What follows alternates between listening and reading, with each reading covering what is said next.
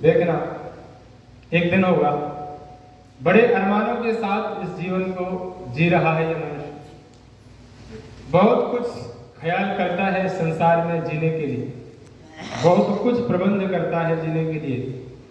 और कुछ लोग तो न जाने क्यों इस दुनिया की इस चकाचौंध में इतने प्रभावित और उलझन में उलझे हुए हैं कि कुछ भी परेशानी न होने के बाद भी अपने आप विचार करके परेशानियां उलझन तैयार करता है। इस जीवन में वर्तमान में किसी प्रकार की कोई कमी नहीं है, लेकिन भविष्य की चिंताओं में इतना परेशान है कि वर्तमान को दुखी कर रहा है। आज का ये जो अवसर है, जब हम उस पवित्र आत्मा को स्वर्गीय श्री वेद प्रकाश शर्मा जी को श्रद्धांजलि देने के लिए उपस्थित है, तब हमें आज वह आत्मा जो गई है, वो आत्मा गई है और हमको कह रही है कि देखो आज मैं गया हूं, कल तुम्हारी बारी है। क्योंकि बारी बारी से जावंगे सब नाथन के नाथ, सबको जाना है, कोई यहाँ सदा के लिए रहने वाला नहीं। ये बात सबको पता भी है, लेकिन मानने को कोई तैयार नहीं है कि मेरा भी नंबर आएगा।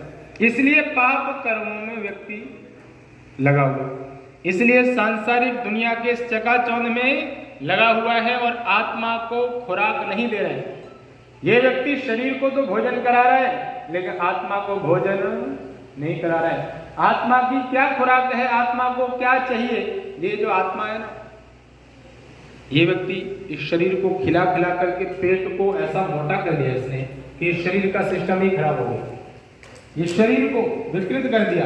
परमात्मा ने ये शरीर बड़ा सुंदर बना करके दिया था, लेकिन इस शरीर को खिला खिला करके शरीर विकृत कर दिया। अब जब संसार छोड़ करके जाएगा तो आत्मा के उत्थान के लिए कोई प्रयत्न किया ही नहीं, इसलिए आत्मा तो ऐसी चली जाएगी, आत्मा खाली जाएगी, भूखी चली जाएगी, क्योंकि आत्मा को कभी भोजन नहीं खिलाया।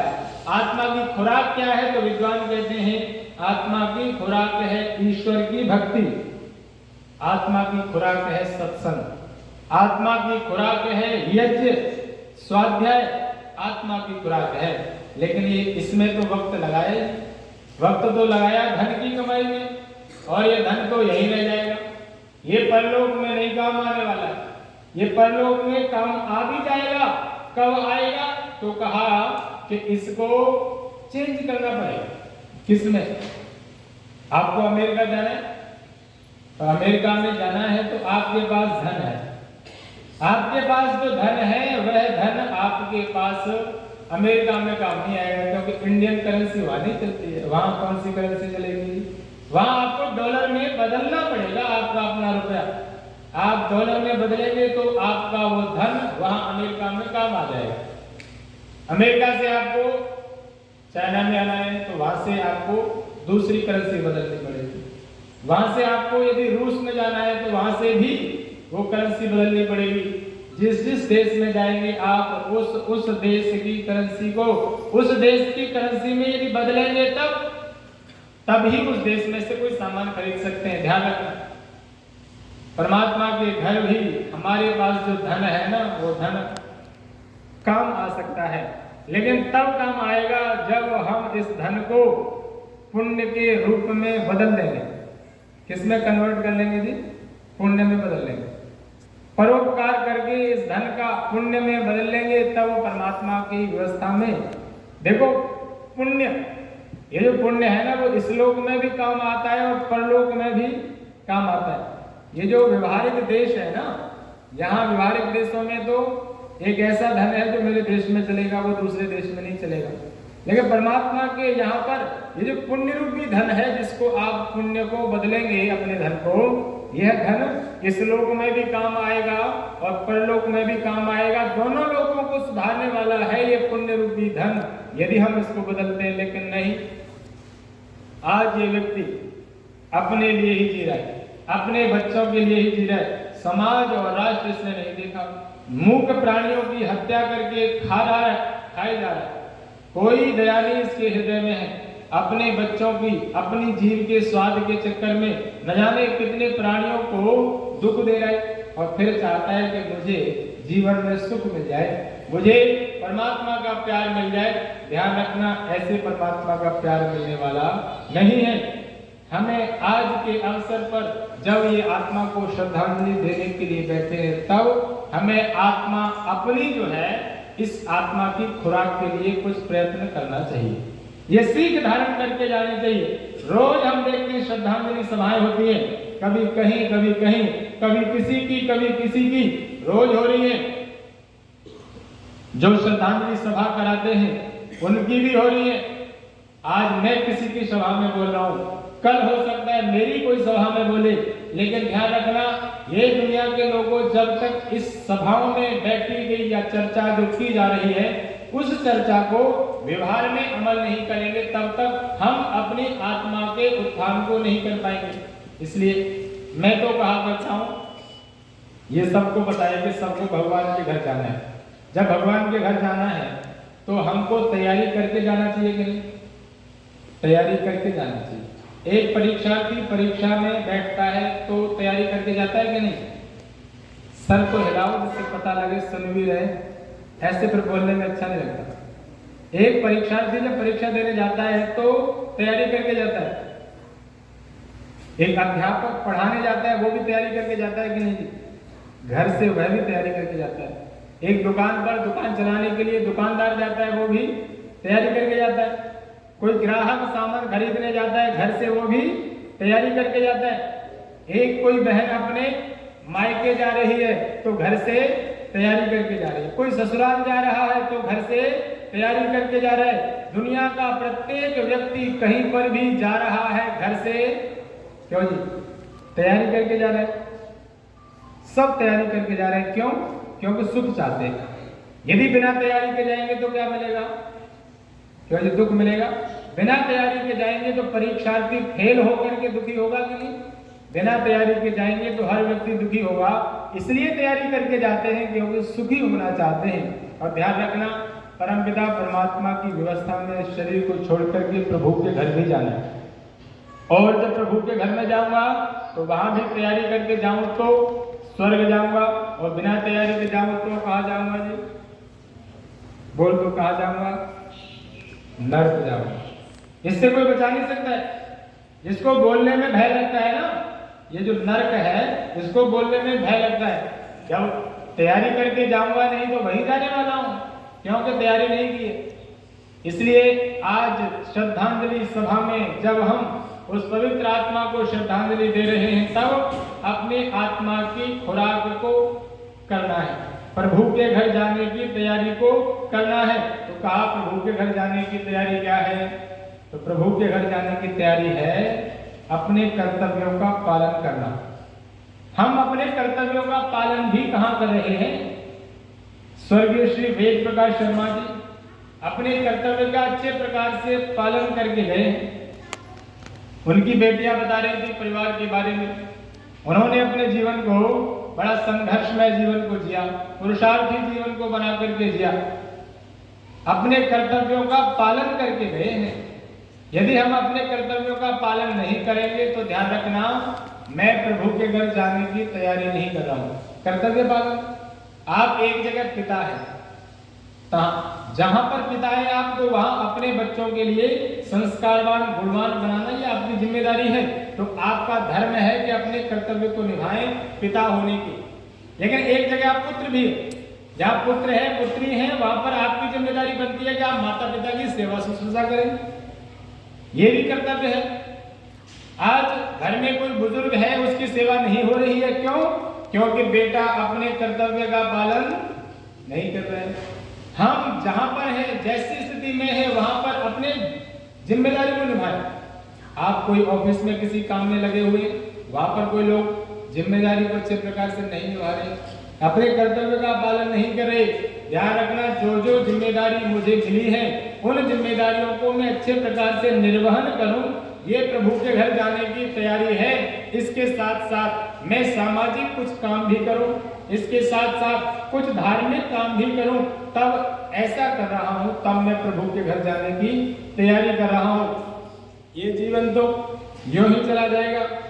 आज बाल काले हैं, आज मेरे बाल काले हैं, लेकिन ये बाल काले कब तक रहेंगे?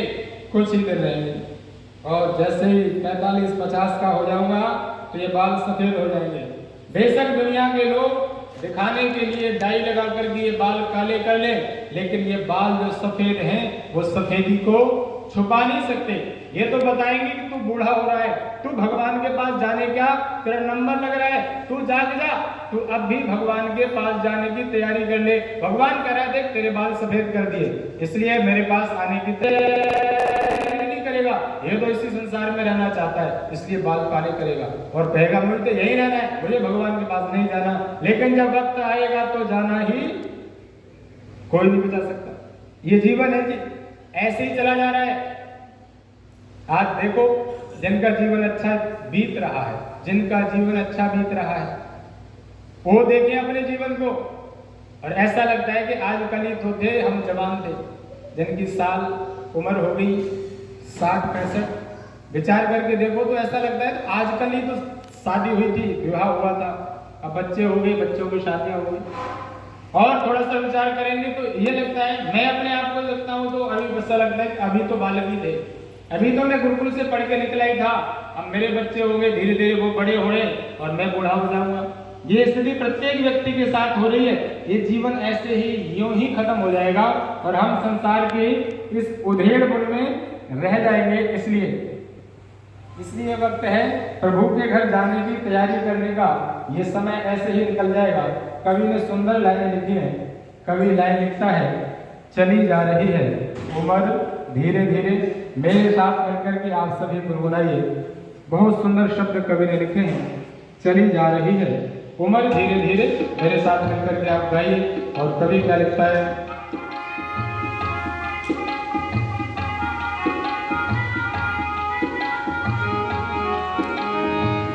चली जा रही है उम्र धीरे धीरे, चली जा रही है उम्र धीरे धीरे, पल पल यूं आठों पहर धीरे धीरे, पल पल यूं आठों पहर धीरे धीरे, चली जा रही है उम्र धीरे धीरे। बोलो, चली जा रही है उम्र धीरे, चली जा रही है उम्र धीरे, बचपन भी बीता जवानी भी जाए, बचपन भी बीता जवानी भी जाए, बुढ़ापे का होगा असर धीरे धीरे, बुढ़ापे का होगा असर धीरे धीरे, चली जा रही है उम्र धीरे धीरे। क्या चली जा रही है उम्र धीरे धीरे, पल पल यूं आठों पहर धीरे धीरे, चली जा रही है उम्र धीरे। तेरे हाथ पाँव में बल ना रहेगा, तेरे हाथ पाँव में बल ना रहेगा, झुकेगी तुम्हारी कमर धीरे धीरे, झुकेगी तुम्हारी कमर धीरे, चली जा रही है उम्र धीरे धीरे। बोले, चली जा रही है उम्र धीरे, शिथिल अंग होंगे एक दिन तुम्हारे, शिथिल अंग होंगे एक दिन तुम्हारे, फिर मंद होगी नजर धीरे धीरे, फिर मंद होगी चली जा रही है उम्र धीरे धीरे, चली जा रही है उम्र धीरे धीरे। बुराई से मन को अपने हटा ले, बुराई से मन को अपने हटा ले। सुधर जाए तेरा जीवन धीरे धीरे, सुधर जाए तेरा जीवन धीरे धीरे। चली जा रही है उम्र धीरे। जो बोल रहे हैं उनकी भी जा रही है, और जो नहीं बोल रहे हैं उनकी भी जा रही है। और मैंने 2 बजे बोलना शुरू किया था, 3 बजे खत्म कर दूंगा। ये समय भी निकल जाएगा, इसलिए बोल के निकालो। प्रभु के गुणगान को करने का जब वक्त आए तो खूब किया करो। कभी कह रहा है सुंदर लाइन, चली जा रही है उम्र धीरे धीरे, चली जा रही है उम्र धीरे धीरे। पल पल यो आठों पहर धीरे धीरे, चली जा रही है उम्र धीरे धीरे। अंतिम लाइन लिखी, जो करते रहोगे भजन धीरे धीरे, जो करते रहोगे भजन धीरे धीरे। मिल जाएगा वो सजन धीरे धीरे, मिल जाएगा वो सजन धीरे धीरे। चली जा रही है उम्र धीरे धीरे, चली जा रही है उम्र धीरे धीरे। पल पल यो आठों पहर धीरे धीरे, चली जा रही है उम्र धीरे धीरे, चली जा रही है उम्र धीरे धीरे, चली जा रही है उम्र धीरे धीरे।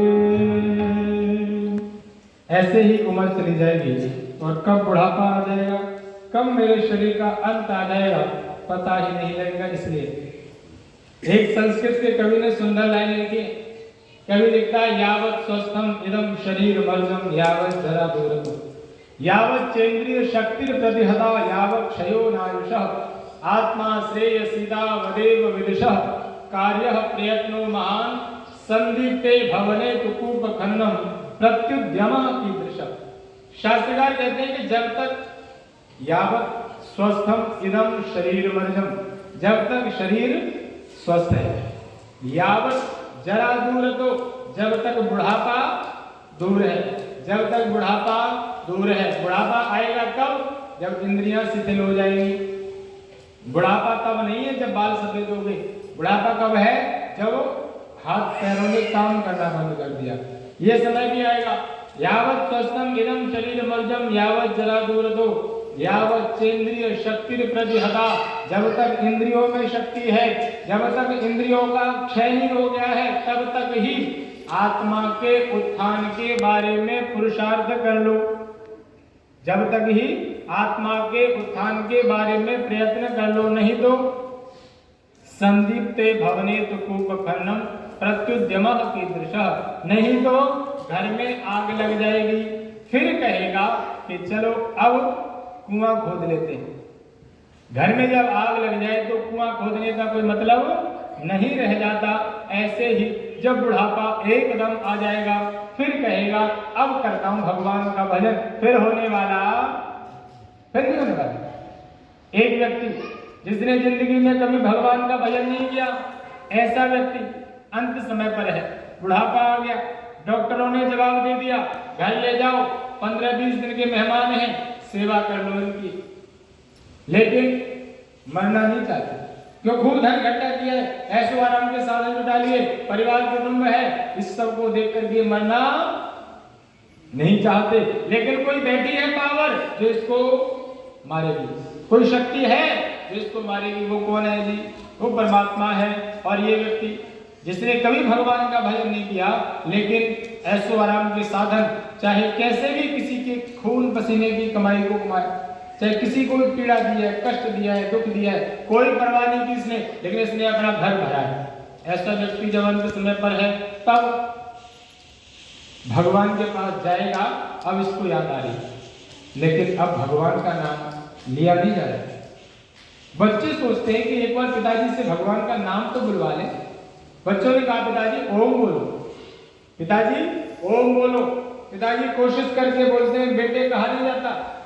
ध्यान देना, पिताजी कोशिश करते हैं और कहते हैं बेटे कहा नहीं जाता। बहू ने आकर के कहा पिताजी ओम बोलो, पिताजी का वही जवाब है। पौत्रों ने आकर के कहा, दोहत्रों ने आकर के कहा, सब ने आकर के कहा पिताजी ओम बोलो, लेकिन पिताजी से ओम नहीं बोल रहे, पापा से ओम नहीं बोल रहे, क्योंकि कभी जीवन में बोला नहीं। अब तो वही दिखाई दे रहा है जो जीवन भर किया था, इसलिए ओम नहीं निकल रहा है।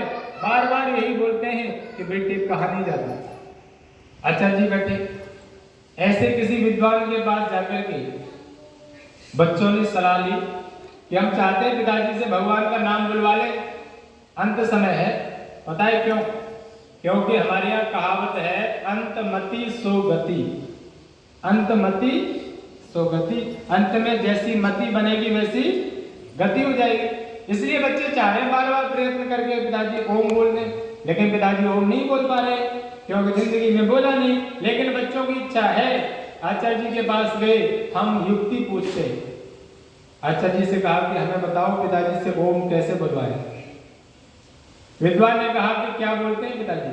बच्चों ने कहा कि जब हम बोलते हैं पिताजी ओम बोलो, तो पिताजी कहते हैं बेटे कहा नहीं जाता।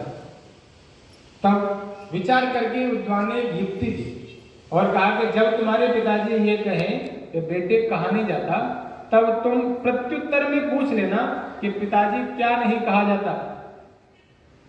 फिर क्या बोलेंगे? ओम निकलवाना है मुख से। बच्चों को बड़ी अच्छी बात मिल गई, दौड़े दौड़े गए पिताजी के पास, बोले पिताजी ओम बोलो। पिताजी का वही जवाब, बेटे कहा नहीं जाता। बच्चों ने तुरंत पूछ लिया, बच्चों ने तुरंत पूछ लिया पिताजी क्या नहीं कहा जाता? तो पिताजी बोले बेटे जो तू कहलवा रहा है वही नहीं कहा जाता, जो तू कहलवा रहा है वही नहीं कहा जाता। अब भी पिताजी के मुख से ओम हो। क्यों? क्योंकि जीवन में कभी भगवान का नाम तो, इसलिए कह रहा हूं कि जब तक शरीर स्वस्थ है, बुढ़ापा दूर है, इंद्रियों में शक्ति है, तब तक ही भगवान का भजन करो, सत्संग करो, हवन करो, विद्वानों का संग करो, यज्ञ करो, स्वाध्याय करो, ऋषियों की पुस्तकों को पढ़ो। नहीं तो वक्त आएगा अंत समय फिर कुछ होने वाला नहीं है। पिताजी चले गए। बेटियों की व्यवस्था में जब बेटियों को उन्होंने जीवन दिया, संस्कारवान दिया, गुणवान किया, सक्षम किया, योग्य बनाया, हम पिता और माँ, ऋषियों की व्यवस्था में माँ पहला गुरु है बच्चे का, दूसरा गुरु कौन है? पिता, तीसरा गुरु आचार्य, अध्यापक, टीचर। कई बार हम देखते हैं माँ की बहुत प्रशंसा होती है, माँ का पुरुषार्थ बच्चे के लिए बहुत होता है, माँ का त्याग बच्चे के लिए बहुत होता है, इसलिए माँ का बहुत गुणगान होता है। लेकिन बंधु पिता का कम नहीं होता, पिता का त्याग कम नहीं होता। पिता जो अपने बच्चों के लिए करता है ना, वो पिता जो है वही सोच सकता है, समझ सकता है। पिता को जो त्याग है पिता का, वो भी बड़ा अद्भुत है। जहां पर यक्ष और युधिष्ठिर का संवाद आता है महाभारत में, वहां पर यक्ष ने युधिष्ठिर से बहुत सारे प्रश्न किए।